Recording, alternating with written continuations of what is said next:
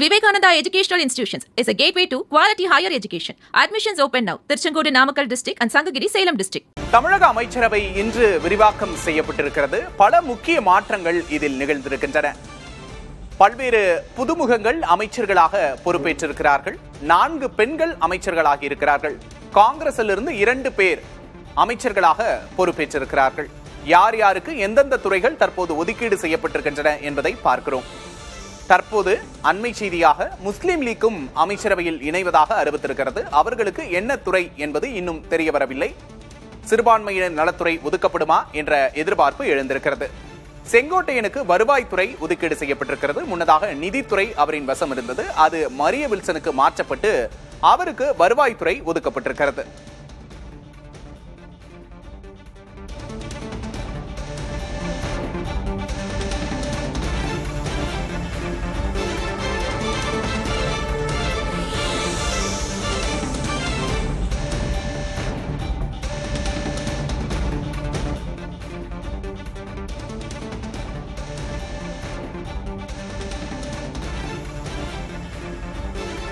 புதிய அமைச்சர்களுக்கு இலாக்கா ஒதுக்கீடு செய்யப்பட்டிருக்கிறது.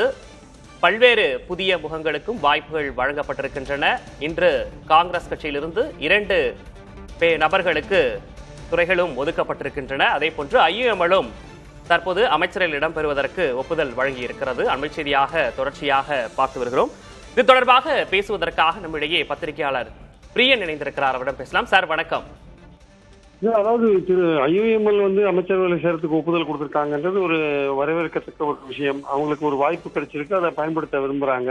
அதே சமயம் அவங்க அமைச்சரவையில பங்கேற்பதன் மூலமாக வெளியிலிருந்து திமுக அணியில் தான் இருக்கும், பட் தாவேகாவை ஆதரிக்கிறோம், அரசாங்கத்தை ஆதரிக்கிறோம் என்ற அந்த நிலைப்பாடு அதுல ஒரு மாறுதல் வர்றதை நம்ம பாக்குறோம்.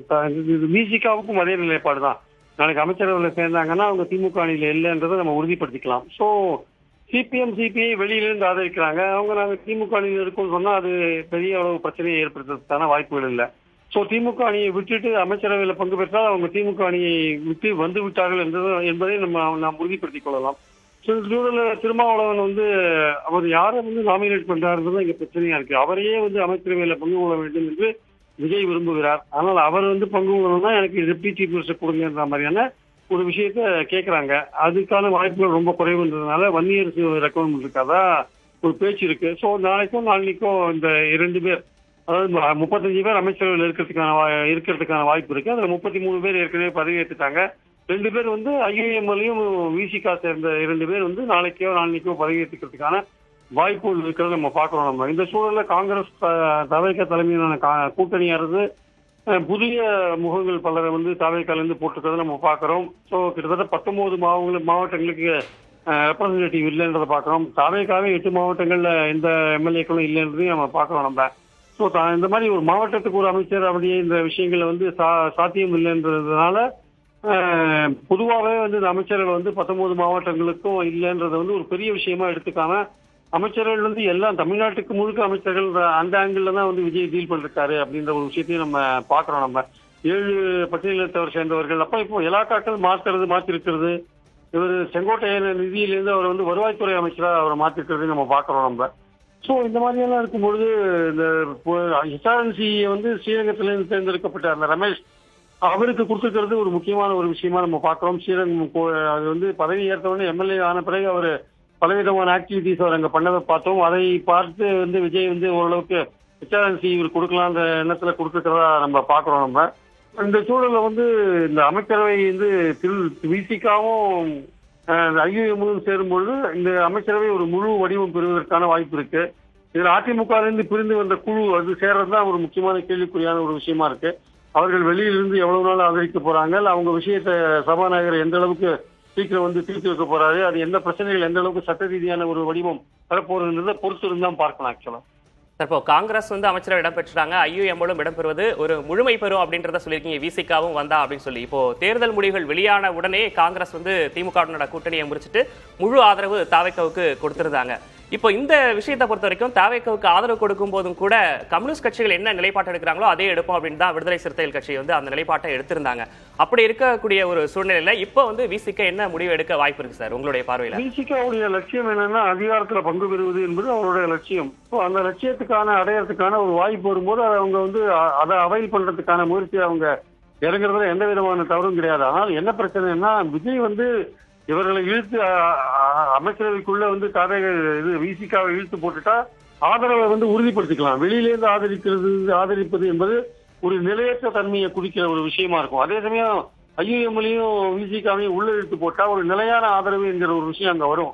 பலவிதமான பிரச்சனைகள்ல வந்து நீங்க வந்து அமைச்சரவையோட கட்டுப்பாட்டுக்கு ஏற்ப நீங்க கூட்டு பொறுப்புக்கு உள்ளாதீங்க. நீங்க அதனால நீங்க வெளிப்படையா நீங்க பல விஷயங்களை எதிர்க்க முடியாது. நீங்க அமைச்சரவையோட கூட்டு பொறுப்புக்கு நீங்க கட்டுப்பட்டு நீங்க பேச வேண்டிய கட்டாயம் வரும். அபிப்பிராயங்களை வெளியில சொல்ல முடியாது. அப்போ உறுதியான ஆதரவு வந்து உள்ள இருந்து கிடைக்கிறதுக்கான வாய்ப்பு வந்து விஜய்க்கு இருக்கு. அதனாலதான் அவங்கள வந்து உள்ள இழுத்து அவர் போடுறாரு. ஆக்சுவலா இல்ல வெளியில இருந்து நீங்க ஆதரிங்கன்னு சொல்லலாமே. உள்ள இழுத்து போடுறாருன்னா அரசாங்கத்துக்கு ஒரு நிலைத்தன்மை வரணும். இது வந்து ஒரு ஊசலாட்டமான அரசாங்கமா இருக்கக்கூடாது. அந்த அதிமுக பிளவுபட்ட வந்த குழுவும் வந்து இன்னும் முழுசா ஆதரிக்கிற ஒரு நிலைப்பாடும் அபிஷேகா வராததுனால இவங்களையும் விட்டுறக்கூடாது. ஒரு நிலையான ஒரு அரசாங்கம் என்கிற தோற்றத்தை காமிக்கணும் தான் இவங்களை வந்து உள்ள இழுக்கிறார். ஆனா வந்து விசிகாவுக்கு தங்களுடைய நோக்கம் நிறைவேறுவதற்கான வாய்ப்பு கிடைச்சா கூட அரசாங்க அதிகாரத்துல வந்து பங்கு பெறுவது என்பது வெறும் வந்து அலங்கார கிரீடம் மட்டுமல்ல, அது வந்து முட்கள் நிறைந்த ஒரு கிரீடம். விசிகா போன்ற கட்சிகள் ஒரு கொள்கை படிப்புள்ள கட்சிகள், பாஜக எதிர்ப்பு நிலையை தீவிரமாக எடுத்திருக்கிற ஒரு கட்சி அந்த கட்சிக்கு பலவிதமான ஒரு பிரச்சனைகள் அமைச்சரவைக்குள்ளேயே வரும். அதெல்லாம் அவங்க எப்படி சமாளிக்க போறாங்க? அந்த அதிகாரத்தை ஏற்றுக்கொள்வதில் சில சாதகங்கள் இருந்தா கூட அதிகாரத்துக்கு உள்ள போனதுனால ஏற்படுற பல பிரச்சனைகள்லாம் இருக்கு. ஸோ அதையெல்லாம் தாண்டிட்டு எப்படி சமாளிக்க போறாங்க? இது வந்து ஒரு கூட்டணி மந்திரி சபை, எல்லோரையும் அரவணைத்துக் கொண்டு போக வேண்டிய நிலையில வந்து விஜய் இருக்காரு. பலவிதமான விஷயங்கள் கருத்து வேறுபாடு வரும். மத்திய பாஜக அரசை எப்படி அணுகுவது என்பதில் கருத்து வேறுபாடு வரும். எந்த அளவுக்கு அணுகுவது என்பதில் கருத்து வேறுபாடு வரும். விஜய் அதுல வந்து ஒரு பாயிண்ட் எக்ஸ்ட்ராவா போனா கூட வந்து விசிகா சந்தேகப்படக்கூடிய வாய்ப்புகள்லாம் இருக்கு. மத்திய அரசுல இருந்து நிதி எல்லாம் வாங்க வேண்டிய அவசியம் இருக்கு. இந்த மாதிரி பல சூழ்நிலைகள்ல வந்து அதே மாதிரி காங்கிரஸ் கூட இருக்கிறதுனால அண்டை மாநிலங்களோட நதிநீர் பல பிரச்சனைகள் ஏற்கனவே நமக்கு இருக்கிறதுனால அங்க கேரளாலையும் கர்நாடகாலையும் காங்கிரஸ் கவர்மெண்ட் இருக்கு. இங்க கூட்டணியில வந்து கூட்டணி அரசுல காங்கிரஸும் இங்க இருக்கிறதுனால அதை சமாளிக்கிறதுல பல பிரச்சனைகள் வரதுக்கான வாய்ப்புகள் இருக்கு. அதனால நமக்கு விஜய்க்கு முன்னாடி இருக்கிற அந்த காலம் என்பது வந்து அவருக்கு பல சோதனைகளை கொண்டு வர ஒரு காலமா தான் இருக்கு. அது தவிர அவருடைய வாக்குறுதிகள் வேற இருக்கு. பலவிதமான வாக்குறுதிகள் நிறைவேற்றத்துக்கு ஆயிரக்கணக்கான கோடி நிதி தேவையா இருக்கு. அதெல்லாம் அவர் எப்படி மேக்கப் பண்ண போறாருன்றது ஒரு கேள்விக்குரியான ஒரு விஷயமா இருக்கு. அப்போ இந்த அரசாங்கத்துக்கு ஏற்படுற அல்லது விஜய்க்கு ஏற்படுற ஒரு நல்ல பேரோ அல்லது கெட்ட பேரோ எல்லாமே வந்து விசிகாவுக்கும் ஐயுஎம்எலுக்கும் சேர்ந்தே வரும், காங்கிரஸுக்கும் சேர்ந்தே வருகிற வாய்ப்பு இருக்கு. அதனால அதிகாரத்துல பங்கு பெறுவது நோக்கமா இருந்தா கூட அதுல இருக்கிற சாதக பாதகங்கள் எல்லாம் ஆராய்ச்சி பார்த்துட்டு தான் திருமாவளவன் முடிவு செய்திருப்பார் என்று நான் நினைக்கிறேன். கூட்டணி அமைச்சரவையில நிறைய சாதக பாதகங்கள் இருக்கு. அதை எப்படி சமாளிக்க போகிறார் விஜய் அப்படின்ற ஒரு விஷயத்தையும் முன்வச்சிருக்கீங்க சார். இப்போ இந்த அமைச்சரவையில பொறுத்த வரைக்கும் நிறைய இளைஞர்களுக்கு அவர் வாய்ப்பு கொடுத்திருக்கிறார். அவர் ஒரு ரிஸ்க் எடுத்திருக்காரு அப்படின்னு தான் நம்ம அதை பார்க்கணுமா? இதற்கு முன்னாடி உள்ள சவால்கள் எப்படி, இந்த அணுகுமுறையை நீங்க எப்படி பாக்குறீங்க? அதாவது இந்த அமைச்சர்கள் எல்லாமே எக்ஸப்ட் செங்கோட்டையை தவிர பாத்தீங்கன்னா மற்றவர்கள் எல்லாமே வந்து அனுபவம் இல்லாதவர்கள், நிர்வாகத்தில் அனுபவம் இல்லாதவர்கள். மற்ற எம்எல்ஏக்களும் அப்படிதான். ஒரு மக்கள் பணியை எப்படி ஆற்றுவது என்பது இப்போ சில நாட்களாக சில எம்எல்ஏக்கள் எப்படி நடந்துக்கிறாங்க, இன்ஸ்பெக்ஷன் பண்ணும்போது அந்த கட்சிக்காரங்க எப்படி நடந்துக்கிறாங்கன்றதெல்லாம் செய்திகள் வந்து கொண்டிருக்கின்றன. அதனால ஒரு எம்எல்ஏவுடைய கடமை என்ன, சட்டமன்றத்தில் அவர் எப்படி பணியாற்றணும், நிர்வாகமா அவர் ஏரியால எம்எல்ஏ பணியை எப்படி செய்யணும், அதிகாரிகள்ட்ட எப்படி வேலை வாங்கணும், இல்ல அதிகாரிகள்ட்ட வந்து என்ன மாதிரி விஷயங்களை கொண்டு போகணும், அந்த மாதிரி பல விஷயங்கள் இருக்கு. நீங்க வந்து அதனால ஓரியன்டேஷன் கோர்ஸ்ன்னு சொல்லுவாங்க. ஒரு அவங்களுக்கெல்லாம் வந்து ஒரு பயிற்சி முகாம் மாதிரி ஒன்று நடத்த வேண்டிய அவசியம் இருக்கு. அதே மாதிரி அமைச்சர்களுக்கும் அந்த அரசாங்கத்தோட நடைமுறைகள் தெரிஞ்சுக்கிறது அவங்களுக்கும் கொஞ்சம் காலம் ஆகும். எல்லாமே புதுசாக இருக்கிறதுனால கொஞ்சம் காலம் ஆகும். அது அவங்களுடைய பவர்ஸ் என்ன, அந்த பவர்ஸை எப்படி பயன்படுத்துறது, அதிகாரிகள் எப்படி வேலை வாங்குறது, அதிகாரிகள் வந்து திசை திருப்பினா அதை எப்படி அதை புரிஞ்சு கொண்டு அதை சரி செய்வது, இந்த மாதிரி பல விஷயங்கள் இருக்கு. இவங்க எல்லாருக்குமே வந்து கொஞ்சம் காலம் தேவையா இருக்கு. எல்லாருமே நிர்வாகத்துல, விஜய் உட்பட எல்லாருமே நிர்வாகத்துக்கு புதுசா இருக்கும் போது எல்லாருக்குமே கொஞ்சம் காலம் தேவைப்படுகிறது. அனுபவப்பட்டவர்கள் மூலமாக அந்த விஷயங்களை தெரிந்து கொள்ள வேண்டிய அவசியம் இருக்கு. எவ்வளவு சீக்கிரம் வந்து அந்த அரசாங்கத்தை புரிந்து கொள்கிறாரோ அந்த அளவுக்கு அவங்க செயல்பாடுகள் வந்து கொஞ்சம் பளிச்சன்னு கொஞ்சம் நல்லா செழுமையாக வருவதற்கான வாய்ப்புகள் இருக்கிறது. இணைப்பில் வந்து உங்களுடைய கருத்துக்களை பகிர்ந்து கொண்டமைக்காக நன்றி திரு பிரியன்.